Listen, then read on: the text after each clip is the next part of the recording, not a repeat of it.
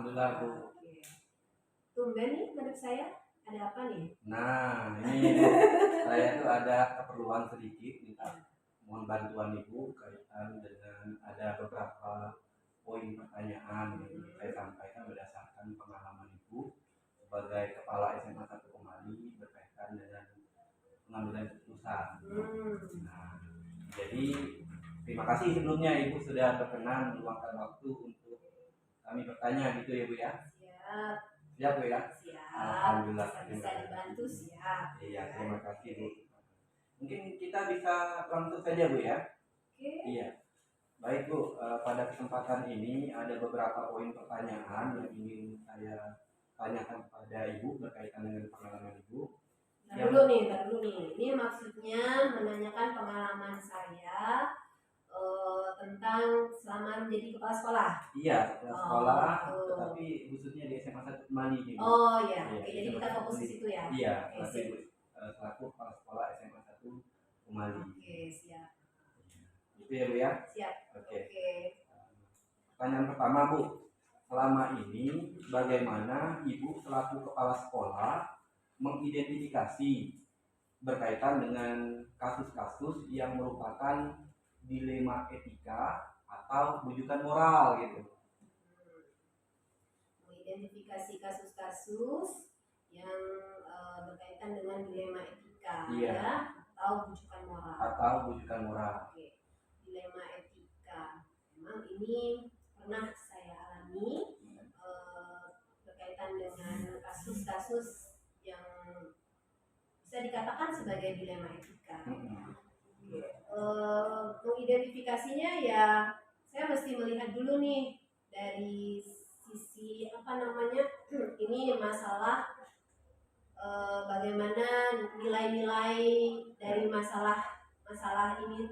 Kan kalau dilema berarti ada dua yang akan berdampak ya, antara saya dengan siapa yang ininya. Nah itu memang identifikasinya jelas saya harus membaca dulu nih apa yang menjadi permasalahan dari yang saya hadapi. Nah ini berkaitan dengan apakah termasuk pada nilai-nilai yang baiknya, kekuatan-kekuatannya, itu yang saya identifikasikan dulu. Jadi dari sisi yang bersangkutan maupun dari sisi saya atau berakibat untuk kepentingan sekolah. Jadi memang saya mengidentifikasi dulu kekuatan-kekuatan, nilai-nilai baiknya, di mana yang bisa kita ambil seperti itu. Berarti kalau saya menangkap apa yang Ibu sampaikan dari segi mengidentifikasi tadi dilema etika tadi kepada konsepnya dulu Bu ya. Konsep pengertian kekuatan dari benar lawan benar atau apa dampaknya kepada sekolah gitu ya Bu ya. Iya, gitu ya Bu ya. Iya, oke.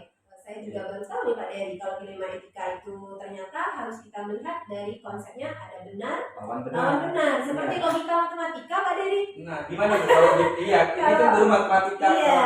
Gimana Bu? Jadi kalau di matematika kan logika matematika ada pernyataan benar dan ketemu pernyataan benar, maka kesimpulan yang harus kita dapatkan itu pasti akan benar. Benar. Nah, itu Bu, dilema etika itu namanya. Oke. Kalau bujukan moralnya tadi benar, lawannya salah. Apakah di matematika juga? Ada.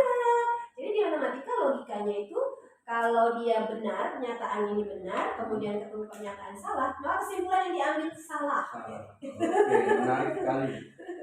Bu, sebelum kita lanjut, berarti dari segi mengidentifikasi kan Ibu sudah tahu nih. Sebelum saya lanjut ke pertanyaan berikutnya, kira-kira fokus dilema etika yang pernah Ibu hadapi selama pengalaman jadi kepala sekolah di sini itu apa fokusnya? Iya, oke.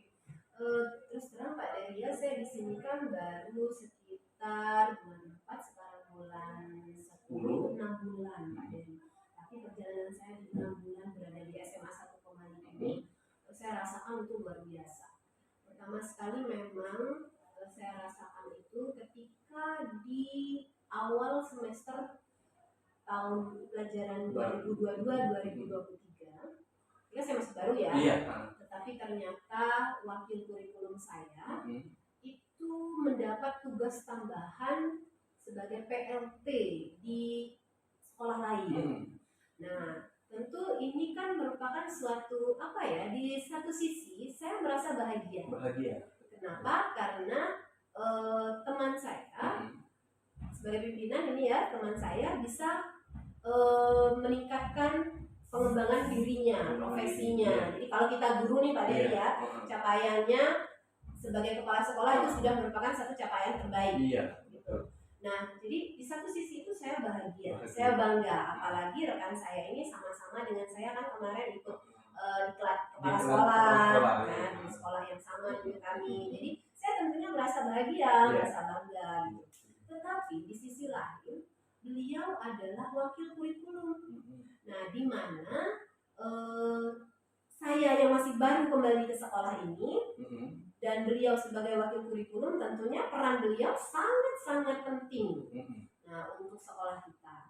Jadi itu yang menjadi mungkin bisa termasuk di dilema etika yang saya alami itu begitu apa ya terasa. Seperti itu Pak Dery. Iya. Baik, dari kasus yang Ibu fokuskan tadi, berarti kita bisa berintegrasi atau beriringan Bu dengan pertanyaan selanjutnya. Jadi pertanyaannya gini Bu.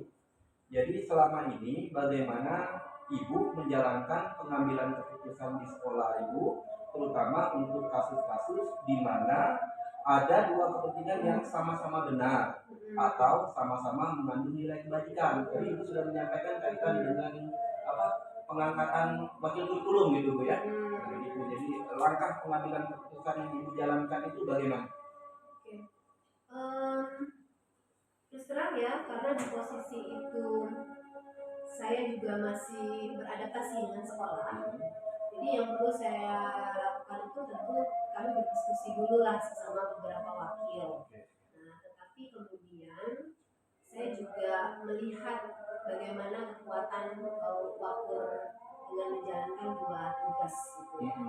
Nah, karena dia masih di PLT dan sekolah itu adalah sekolah baru yang tentunya membutuhkan support luar biasa dari kepala sekolah maupun kita. Jadi kita kan terus terang ya kita jadi rasa bangga juga nih punya sekolah baru negeri ya gitu kan di tempat kita di daerah kita yang dulunya satu-satunya Semelia itu cuma punya satu sekolah negeri. Nah, sekarang sudah ada sama dua Semelia, tentunya kita merasa bangga, merasa senang. Nah, jadi saya tentunya bertanya dulu nih kepada wakil saya bagaimana kesanggupan beliau untuk menjalankan dua tugas ini. Nah, karena bagaimanapun saya harus mensupport beliau supaya merasa nyaman dapat melaksanakan tugas sebagai PLT maupun sebagai wakil di sekolah. Memang saya butuh kan waktu.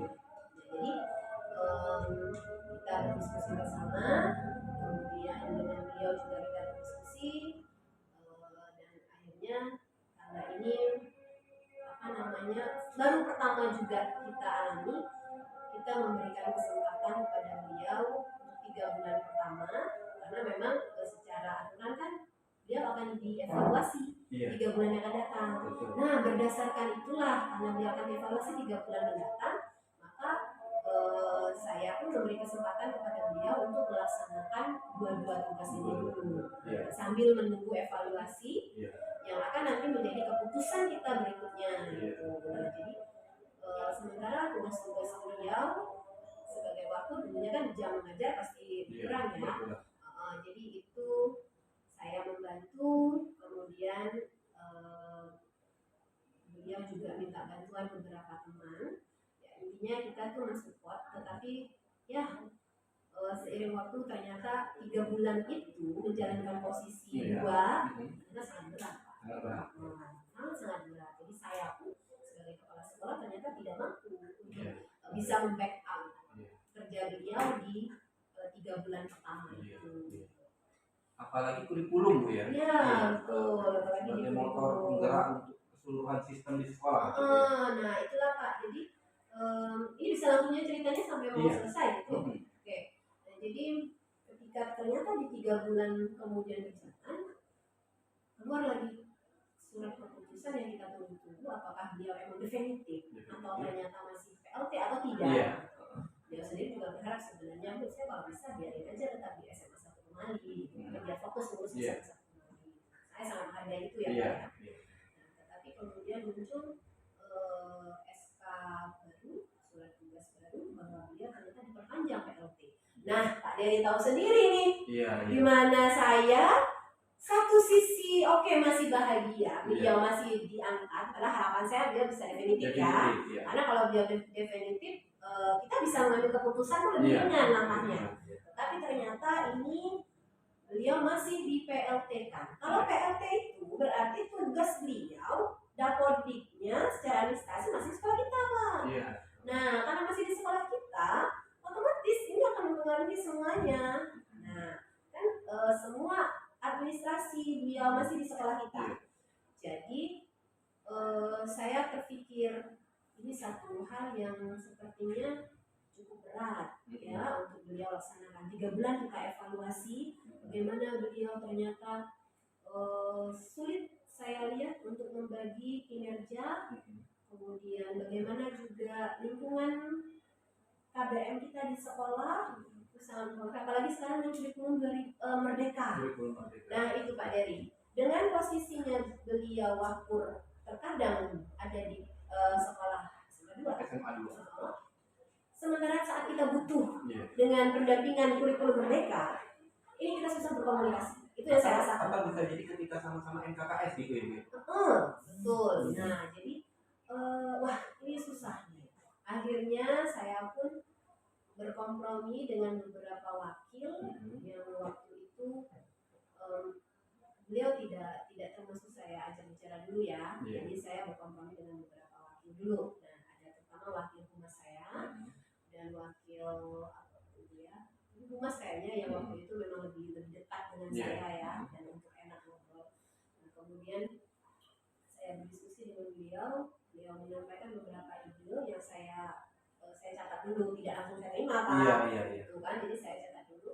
Kemudian saya juga berkonsultasi dengan beberapa guru senior.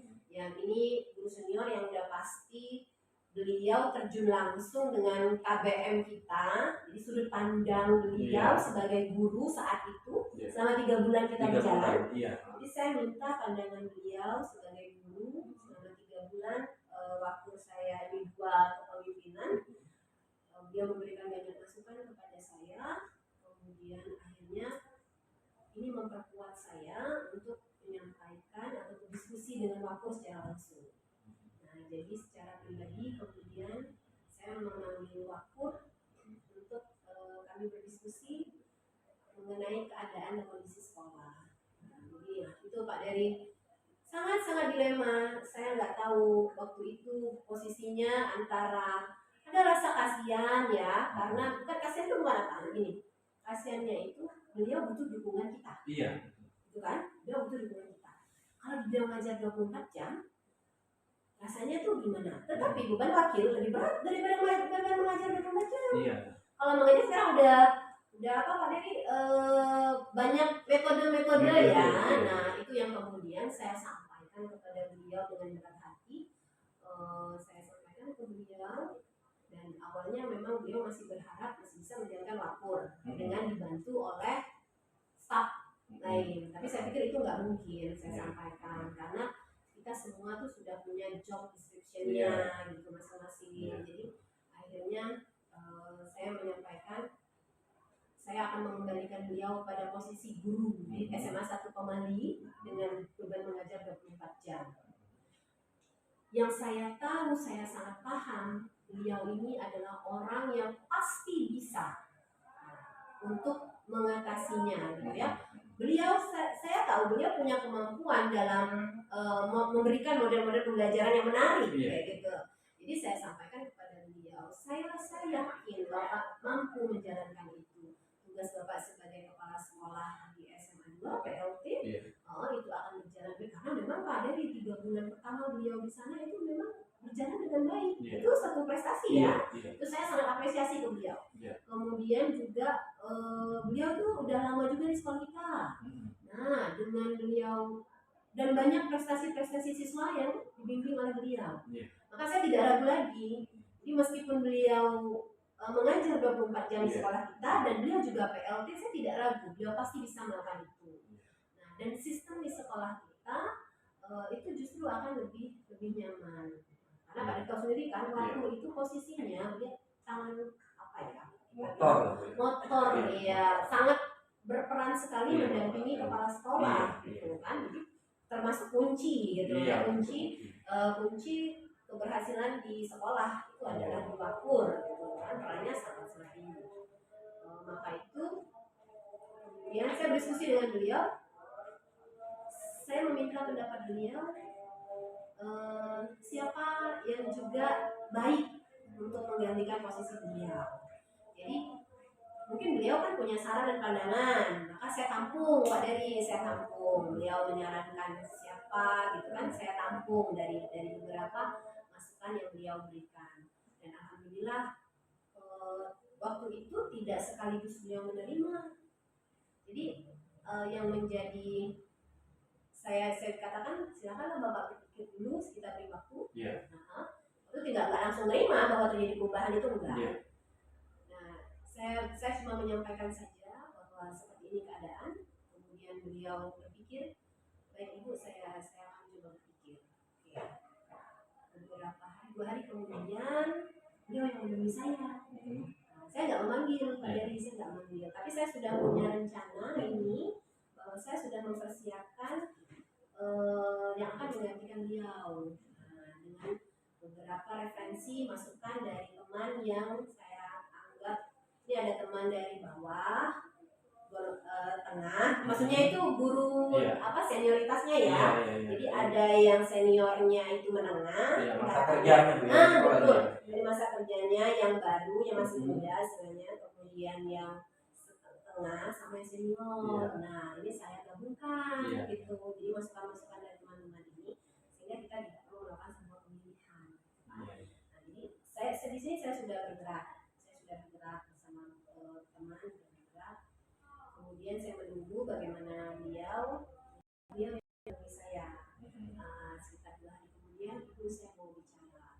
Nah akhirnya ngobrol bersama dan beliau juga menyatakan sepertinya memang keputusan terbaik itu adalah saya tetap menjalankan tugas 24 jam dan PLT di SMA tetap dijalankan. Iya, dan saya sepertinya memang benar kata Ibu, lebih rileks dan tidak menjadi waktu. Nah, itu yang menarik. Keputusan itu bukan saya yang menentukan. Jadi bahwa akhirnya dia menerima, waktu saya itu menerima, bukan saya yang memaksa gitu ya. Nah, jadi saya hanya memberikan beberapa pandangan aja. Iya, jadi dan saya meyakinkan beliau bahwa Bapak saya tahu bagaimana Bapak gitu kan. Saya yakin gitu. Bagaimana kemampuan Bapak orang yang sangat sangat artinya berpandangan luas.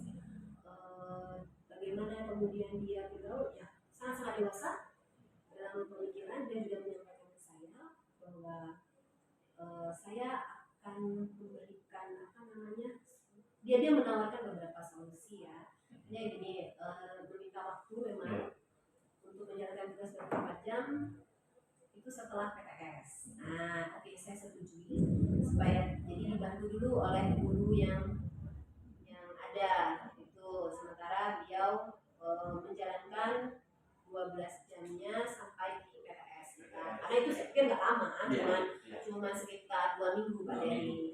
Dan nggak mungkin juga kan guru yang tadinya udah ngajar terus kita stop, nggak ada hasil penilaian. Jadi berdasarkan pertimbangan itu kita sepakat. Jadi beliau menjalankan tugas 24 jamnya setelah PTS gitu. Alhamdulillah Pak Dery, itu ada rasa saya benar-benar merasa lega, plong, nyaman, karena beliau tidak merasa tertekan. Dia bisa menerima semuanya dengan baik seperti itu. Dan saya juga melihat kan perkembangannya, ternyata memang benar beliau bisa menanggung. Dia menyampaikan ke saya nanti, Ibu kalau misal kebetulan saya tidak bisa hadir di sekolah, saya akan melakukan pembelajaran secara daring. Gitu. Jadi kita tidak menawarkan. Jadi mereka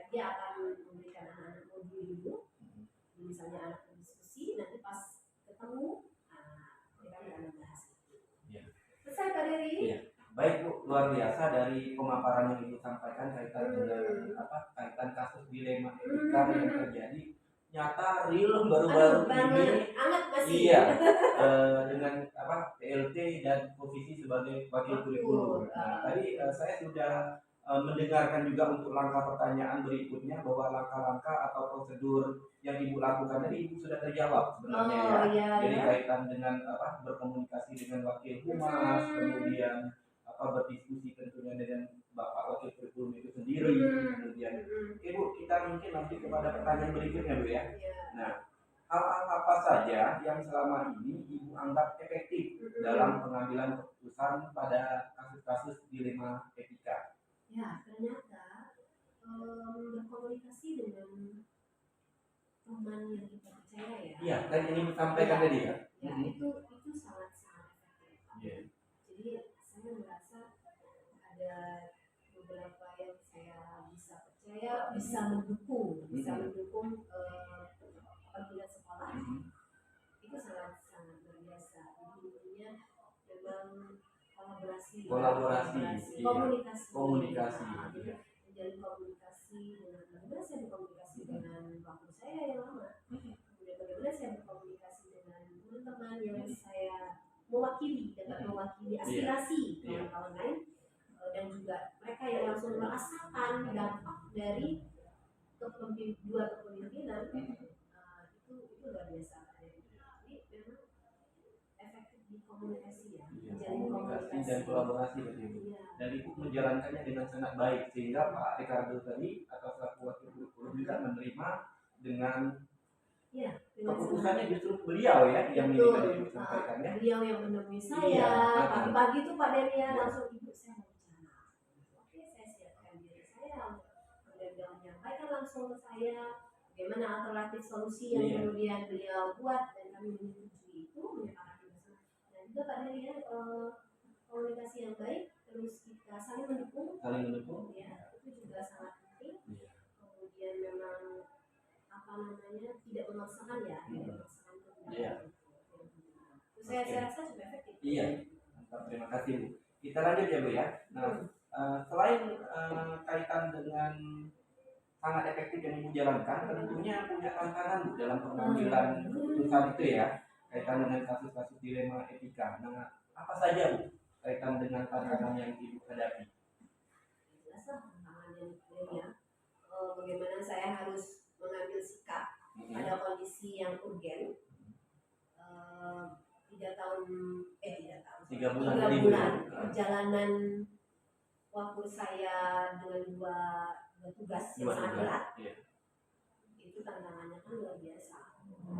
Jadi kemudian bagaimana masukan dari dalam yang cukup keras juga lah termasuk ya, masukan dari dalam, meskipun teman-teman di sini rekan-rekan dulu sebenarnya bukan itu yang sangat itu sangat keras gitu ya, enggak, tapi kita punya cara-cara yang baik gitu untuk menyampaikan. Nah, kemudian saya harus mengatur kembali jadwal atau mengajak siapa yang akan menggantikan beliau. Itu tantangan Pak Dery. Jadi tantangannya itu bisa memberikan bagaimana saya harus menyampaikan kepada yang bersangkutan pada waktu saya tentang pemikiran saya. Begitu kan, saya harus menyampaikan itu supaya beliau bisa menerima. Itu kan perlu trik-trik. Perlu trik-trik dalam menyampaikan pemahaman itu supaya tidak singgung-singgung. Oke Bu, kita lanjutkan. Kalau kaitan dengan Ibu tadi menarik memberikan pemahaman atau masukan dari dalam, bukan yang keras tapi untuk kebaikan bersama. Apakah ada hal-hal yang tidak terduga, misalnya yang sekarang yang menggantikan kurikulum siapa Bu? Oh iya, nah ini yang menarik nih Pak Deria. Ternyata saya terus terang tidak menduga ini. Jadi yang tidak terduga gini ya. Jadi ada guru saya ini yang beliau sebenarnya dulu kepala sekolah saya waktu saya jadi guru di sini. Nah, jadi ketika kasus ini muncul dan saya berceritalah kepada beliau, karena bagaimanapun Pak Dery ya, beliau adalah orang yang termasuk cerminan buat saya, teladan saya. Teladan saya, karena saya tahu bagaimana ketika beliau menjadi kepala sekolah saya dulu, dan beliau juga waktu saya jadi guru cukup lama ya. Bagaimana tuntutan yang tuntutan, maksud saya nilai-nilai yang dia berikan, contoh-contoh, dia banyak sekali memberikan saya kekuatan. Ketika pertama juga saya diangkat kepala sekolah, dia kan termasuk orang yang paling mendukung ya, ibu harus siap, mental segala macam. Nah, jadi ketika saya menyampaikan keinginan saya bahwa ibu bisa membantu saya di ini ya, mendampingi saya menjalankan tugas sebagai wakil kurikulum, saya luar biasa Pak Dery. Dia sudah sangat senior loh Pak Dery. Mungkin 5 tahun lagi tuh pensiun. Tetapi Pak Dery, beliau langsung, memang sih waktu awal dia berpikir, nah, ibu ini udah ibu pikir matang-matang katanya gitu, karena masih banyak nih yang lebih muda, lebih energik, lebih apa, sementara saya kan sudah cukup senior gitu. Saya percayanya tuh sama ibu dan ternyata di luar, saya pikir kita langsung jawab Pak Dery, saya pikir dulu beliau berkata-kata, saya pikir dulu, saya diskusi, baik ibu, saya berikan masukan, kita nggak bisa ya langsung maksa ya Pak Dery ya, hanya menyampaikan aja gitu. Dan di luar dugaan saya ternyata alhamdulillah Pak Dery ya, beliau tuh menyatakan bersedia. Saya terharu sekali Pak Dery. Kenapa saya terharu? Karena beliau yang sudah senior dengan masa kerja yang tidak lama lagi, tapi masih sangat semangat untuk membantu kita. Dan dari riwayat yang ibu sampaikan, dia kepala sekolah ibu, dan sekarang ketika ibu kebetulan menjadi pimpinan, dan dia mengambil peran itu, luar biasa. Itu hal-hal yang tidak terduga, luar biasa ya. Benar. Sampai ibu terharu gitu ya. Betul Pak Dery. Jadi memang itu perasaan waktu itu saya luar biasa memang, dan itu menjadi satu motivasi buat kita Pak Dery. Kita masih cukup panjang perjalanan kita, tetapi memberikan satu hal baik justru di masa-masa akhir ya, guna baktinya. Beliau mengatakan itu, kalau memang bisa kita berikan, kenapa tidak? Justru di masa akhir kita harus memberikan lagi yang terbaik lagi. Sangat menarik. Jadi itu menjadi satu motivasi besar buat saya ke depannya. Oke, mantap Bu diskusinya. Kita lanjut ya Bu ya. Nah, apakah Ibu memiliki sebuah jadwal tertentu dalam sebuah penyelesaian kasus dilema etika? Apakah Ibu langsung menyelesaikan di tempat atau memiliki sebuah jadwal untuk menyelesaikannya? Bentuk atau prosedur seperti apa yang Ibu jalankan? Tergantung sih Pak, kalau memang kasusnya saya anggap cukup berat, masalah itu cukup berat, saya butuh waktu untuk berpikir dan butuh teman untuk curhat, gitu ya, untuk bercerita, dan saya butuh misalnya referensi lainnya, apakah misalnya dari buku atau aturan-aturan, maka saya pasti akan membuat sebuah jadwal. Artinya saya akan memberikan waktu untuk pertama sekali diri saya dulu deh, mempelajari kasus ini gitu kan. Nah, jadi untuk beberapa lama nanti misalnya apakah 2 hari, kemudian saya akan bagaimana tindak lanjutnya. Ya saya untuk beberapa kasus saya membuat itu. Nah, jadi pengamatan, karena saya nih termasuk orang matematika Pak Dery ya, jadi langkah yang diambil itu cukup ilmiah gitu. Jadi langkahnya pasti saya akan mengamati dulu, mengenali permasalahan gitu kan. Setelah saya amati, saya identifikasi ada di sini, kemudian boleh kita merencanakan. Nah, itu merencanakan nih apa sih yang harus langkah-langkah yang kita ambil kayak gitu kan. Jadi saya menggunakan langkah ilmiah aja sih Pak Dery sebenarnya. Jadi kemudian mengumpulkan data. Nah, jadi kita ngumpulin data dulu nih dari yang sudah ada masalah, kita kumpulin data pendukung, bagaimana jangan sampai salah langkah kan. Jadi setelah itu baru kemudian kita menyusun rencana. Kalau setelah menyusun rencana baru deh kita membuat aksinya seperti apa. Dan dari apa yang disampaikan sebenarnya itu sudah ini loh Bu, kalau yang kami pelajari di calon guru penggerak itu, apa yang Ibu sampaikan sudah melalui tahapan dari cara pengambilan keputusan. Oh, Ada 9, tapi 9. yang Ibu sampaikan tadi sudah runtut sekali gitu kaitan itu, walaupun tidak secara sistematis gitu ya Bu ya. Oke Bu, berkaitan dengan jadwal pada kasus tertentu Ibu katakan butuh waktu Iya, untuk tapi komunikasi. beberapa kasus tertentu Iya, ya. pada kasus tertentu. Nah, kaitan dengan itu, apakah ada seseorang atau faktor-faktor apa yang selama ini mempermudah atau membantu Ibu dalam pengambilan keputusan dalam kasus-kasus di etika?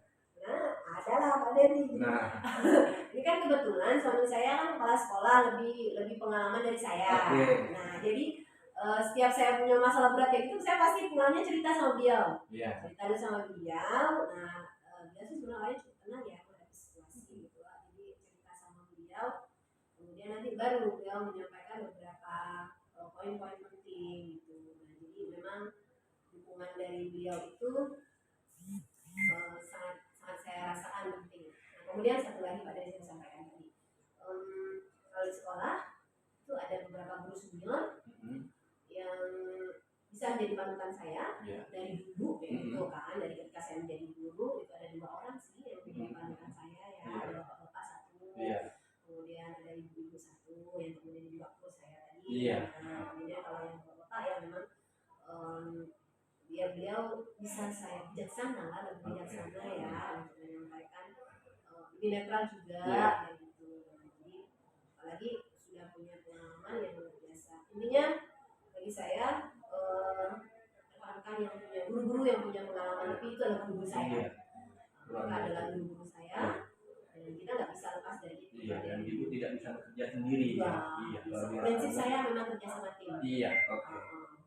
Oke Bu, satu lagi Bu, ada ya? Sekali ya, satu lagi yang terakhir ini Bu, sangat menarik, kita larut dalam cerita yang Ibu sampaikan, kasusnya luar biasa, dilema etika, benar dilema etika. Nah, dari semua yang tadi Ibu sampaikan, pembelajaran apa yang dapat Ibu petik dari pengalaman Ibu mengambil keputusan dilema etika? Belajar sabar. Kontrol diri, belajar berkomunikasi yang baik. Oke, bagaimana saya harus sabar tadi kaitannya dengan menahan diri ya sama kontrol diri. Artinya gimana saya tidak bercerita kepada sembarang orang dengan kasus ini gitu kan. Artinya saya hanya membicarakan dengan orang tertentu yang saya anggap mampu untuk membantu saya menyelesaikan. Gitu. Nah, jadi saya tidak berbicara yang panjang-panjang kemana-mana. Kemudian tadi kontrol diri, saya menjadi belajar lebih sabar. Kemudian saya juga jadi banyak belajar membangun relasi kan. Nah, menempatkan tahu posisi saya sebagai kepala sekolah gitu. Meskipun yang saya hadapi sebenarnya lebih cakap, lebih punya pengalaman daripada saya dari masa kerja kan gitu. Jadi tugas peran saya itu bisa saya jalani. Kemudian memang transformasi manajemen kepemimpinan. Manajemen kepemimpinan itu yang penting saya rasakan. Jadi dalam mengambil keputusan tidak semata-mata dari saya sebenarnya kan bisa otoritas ya. Iya, sebagai pimpinan Ibu. Betul, misalkan langsung aja saya misalnya menyatakan enggak ini. Saya mau menunjuk siapapun ibaratnya itu hak saya. Tapi tidak seperti itu yang kita tetap ada komunikasi kerjasama dengan beberapa teman. Ya, tentunya memang tidak semua yang terlibat, tetapi yang terlibat itu ada mewakili. Nah, saya anggap mewakili setiap fase gitu ya. Masa kerjanya terwakili gitu Pak. Jadi gini Bu Edwina, terima kasih sekali atas jawaban-jawaban yang diberikan, luar biasa. Kalau kembali lagi kepada pertanyaan terakhir, pembelajaran apa yang dipetik, itu justru seharusnya menjadi pembelajaran bagi saya ya. Gitu ya. Menjadi pembelajaran bagi saya ketika Ibu menyampaikan tadi bahwa Ibu tidak bisa bekerja sendiri, walaupun sebenarnya Ibu sebagai pimpinan bisa saja, tetapi Ibu kolaborasi, komunikasi yang efektif. Jadi ini menjadi pembelajaran bagi kami calon guru penggerak. Sekali lagi terima kasih Ibu atas waktunya dan luar biasa kami atas bantuannya, kami sangat. Nah, menurut Pak Dery kira-kira nih saya berefleksi ya, refleksi saya ya. Jadi apakah yang saya lakukan kesan lambat? Saya termasuk orang yang lambat mengambil keputusan. atau sebagai pimpinan itu baiknya memang kita lambat atau harus cepat ambil keputusan? Oke, baik Bu. Kalau berdasarkan fokus yang Ibu sampaikan, fokus kasus dilema yang Ibu sampaikan, saya sepakat dengan Ibu. Artinya memberikan kesempatan. Toh 3 bulan tadi sudah Ibu berikan kesempatan, artinya mengambil 2 peran, kemudian ketika dilanjutkan, harapannya kita itu definitif ya Bu ya. Tapi ketika dilanjutkan lagi sebagai ada surat perintah tugasnya, Ibu memikirkan sekolah kita juga. Ada refleksi yang saya lakukan di 3 bulan pertama gitu kan. Jadi apa yang Ibu lakukan itu saya sepakat ketika saya berada pada posisi itu. Demikian ya Bu ya. Terima kasih banyak atas jawaban-jawaban yang diberikan yang luar biasa. Selamat siang Bu. Iya, siang Pak. Sukses ya Pak Dery ya. Terima kasih Bu. Terima kasih ya Bu ya. Baik, selamat sore Bu Robiati. Sore Pak. Alhamdulillah, terima kasih Bu ya sudah berkenan meluangkan waktunya untuk saya untuk bisa berkomunikasi, khususnya dalam hal ini ingin bertanya berkaitan dengan pengambilan keputusan di sekolah Ibu di SD berapa Bu? SD 6 Sungai Liat Bu ya. Terima kasih. Sehat ya Bu ya? Alhamdulillah sehat. Alhamdulillah sehat. Bu, kita langsung saja untuk kepada poin pertanyaan pertama Bu ya. Silakan. Ibu, selama ini bagaimana Ibu dapat mengidentifikasi kasus-kasus yang merupakan dilema etika atau bujukan moral? Baik Pak, selama ini saya selaku kepala sekolah itu mengidentifikasi dulu Pak masalah yang kami hadapi, terutama apa yang dihadapi anak kami ini di sekolah. Di sini kami melihat apakah ini dilema etika yang benar lawan benar atau kan bujukan moral benar lawan salah. Di sekolah kami ini biasanya ini Pak, dilema etika, di mana anak kami ini biasa jarang masuk Pak, jarang sekolah, tetapi dia ini harus naik kelas nantinya Pak.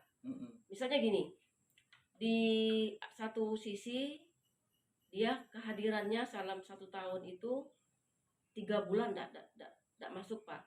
Sedangkan kami punya peraturan di dalam kurikulum itu kan tertera 25% atau 30% dari kehadiran anak itu tidak naik gitu. Tetapi karena saya melihat ini dari segi kepentingan, dari segi kasih sayang, dari segi rasa peduli terhadap anak ini, jadi saya harus mengambil keputusan yang tepat sehingga tidak merugikan anak di masa yang akan datang. Jadi gini maksud saya Pak, anak ini sebenarnya kan tidak naik, tapi kan saya merasa ada tanggung jawab.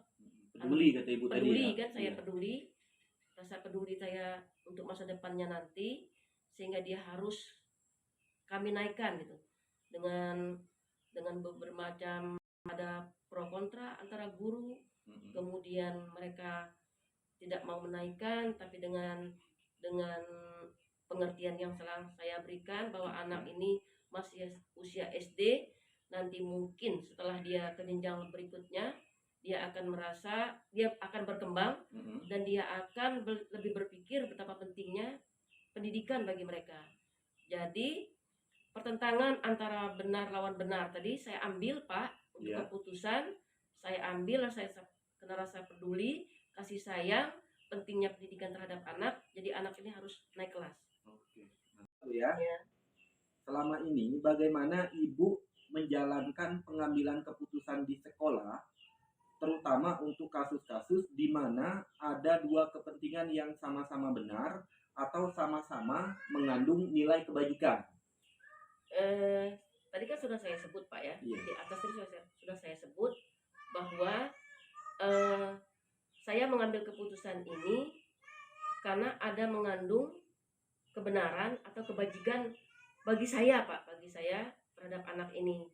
Karena kalau saya mengambil keputusan salah, maka masa depan anak ini seperti apa gitu Pak ya. Karena selagi tidak bertentangan, selagi tidak merugikan kedua belah pihak, maksud saya sekolah dan anak, kenapa tidak kita bantu Pak? Iya, setuju. Kenapa tidak kita bantu? Kenapa begini maksud saya gitu Pak, kan kalau bertentangan atau larangan itu misalnya kalau kasusnya sudah besar seperti narkoba misalnya kan, ini kan mungkin kita ini mungkin kenapa dia tidak mau sekolah, sehingga tidak bersikeras mau sekolah. Kami bersikeras juga ingin membantu dia, karena mungkin di satu sisi orang tuanya juga kurang paham Pak. Karena anak-anak kami ini adalah anak-anak pesisir ya, Bu, ya. ya, anak pesisir, anak-anak nelayan. Orang tuanya yang bapak, yang orang tua laki-lakinya, nah itu kan pergi ke laut, jadi pendidikan itu diserahkan kepada ibu anak tadi kan, orang tua dari anak. Nah kadang-kadang orang tua anak ini juga kurang Pak, kurang pendidikannya, sehingga dia berpikir mau sekolah mau enggak terserah, nanti juga akan ke laut. Iya. Berarti tadi Ibu menyampaikan toh tidak ada pelanggaran hukum seperti kasus yang berat Bu ya, narkoba atau kriminalitas lah Bu ya. Oke Ibu, kita lanjut Bu ya, yang biasa Ibu lakukan selama ini. Saya biasanya Pak, ini langkah-langkah yang saya ambil, biasanya saya pertama saya memberi dulu Pak, manggil murid, memanggil siswa tadi saya gitu kan, memberi pengarahan kenapa tidak sekolah, kemudian pentingnya sekolah, pendidikannya bagi dia. Kemudian saya beri pengertian bahwa suatu saat nanti kamu akan menyesal kalau tidak sekolah, kalau putus sekolah di usia SD. Kemudian nanti kalau dia sudah menyadari, nanti kamu kelak dewasa atau jenjang berikutnya, mungkin dia mau menyadari pentingnya pendidikan bagi dia. Kemudian yang kedua, saya manggil orang tuanya Pak, panggil orang tua. Kemudian saya berkoordinasi juga dengan guru senior di sana dan wali kelasnya. Oke Bu, kita lanjut kepada pertanyaan berikutnya Bu. Adakah seseorang atau faktor-faktor apa yang selama ini mempermudah atau membantu Ibu dalam pengambilan keputusan dalam kasus-kasus dilema etika? Ada Pak. Pertama saya berkoordinasi dulu dengan pengawas, kemudian guru senior dan wali kelasnya. Kemudian ada juga kadang-kadang kami berkolaborasi Pak, atau dengan sesama teman kepala sekolah yang kasusnya sama gitu kan, yang kasusnya sama dengan yang saya hadapi. Kemudian dia memberi arahan, saya harus seperti ini, yang saya anggap itu efektif, saya tiru. Kemudian yang tidak bertentangan saya ambil, dan saya terus ini Pak, melihat kasusnya itu Pak. Pokoknya yang maksud saya gini, yang penting bagi saya itu yang tidak bertentangan dengan aturan. Oke, sepakat Ibu. Terakhir Bu, satu lagi pertanyaan luar biasa Bu Robiati. Dari semua hal yang telah disampaikan, pembelajaran apa yang dapat Ibu petik dari pengalaman Ibu mengambil keputusan dilema etika? Itu saya ini gini Pak, membuat pandangan. Saya lebih memanusiakan manusia. Wah, luar biasa kata-kata ini. Ya, karena saya merasa karena memanusiakan manusia ini kan ada rasa peduli di sana Pak, ada rasa kasih sayang di sana. Karena tapi saya tetap hati-hati Pak dalam mengambil keputusan. Selagi tidak bertentangan dengan aturan yang telah kami buat, kemudian dari dinas terkait juga yang tidak bertentangan, saya tetap mempunyai pandangan dari semua kasus yang kami hadapi di sekolah kami, yaitu memanusiakan manusia. Oke, closing yang mantap sekali Bu. Justru tadi ketika saya bertanya pembelajaran apa yang dapat dipetik dari pengalaman Ibu mengambil keputusan dilema, justru jawaban Ibu tadi justru jadi pembelajaran bagi kami Bu. Jadi jawaban Ibu tuh luar biasa, memanusiakan manusia. Jadi ya sangat menjadi pembelajaran berarti bagi kami. Jadi terima kasih Bu ya atas jawaban yang diberikan. Sama-sama Pak. Iya, sekali lagi mohon maaf mengganggu waktu istirahat Ibu. luar biasa. Salam untuk guru-guru yang lain Bu ya, Iya. guru-guru hebat semua. Ya. Terima kasih banyak Bu. Ya, sama-sama Pak. Kami